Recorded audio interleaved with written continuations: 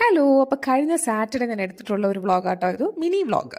അപ്പോൾ രാവിലെ ഭയങ്കര മോട്ടിവേഷനായിരുന്നു കൊച്ചിൻ്റെ അലമാര എടുക്കാനായിട്ട്. ഇത്രയും ഡ്രസ്സ് കാണുമ്പം സംശയിക്കരുത്, എനിക്കൊരു കുട്ടി മാത്രമേ ഉള്ളൂ, ഒരു ആൺകുട്ടി മാത്രമേ ഉള്ളൂ.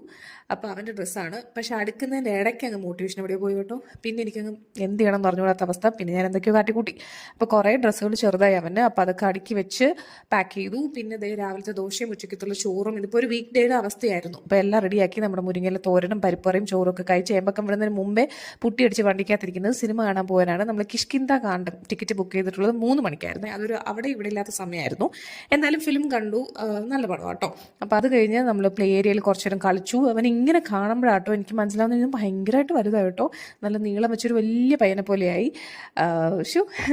അപ്പോൾ കുറച്ച് നേരമൊക്കെ നമ്മൾ കളിച്ചിട്ട് ഓൺ ദ വേ നമ്മൾ വിസർജൻ അതിൻ്റെ കുറച്ച് പരിപാടിയും പിന്നെ ഏതൊക്കെ അമ്പലത്തിൽ ഉത്സവമൊക്കെ കണ്ട് വായം പൊളന്നിരിക്കുമായിരുന്നു. കൊച്ചു ബലൂൺ വേണോ അത് വേണമെന്നൊക്കെ പറഞ്ഞതും കാര്യമാക്കിയില്ല.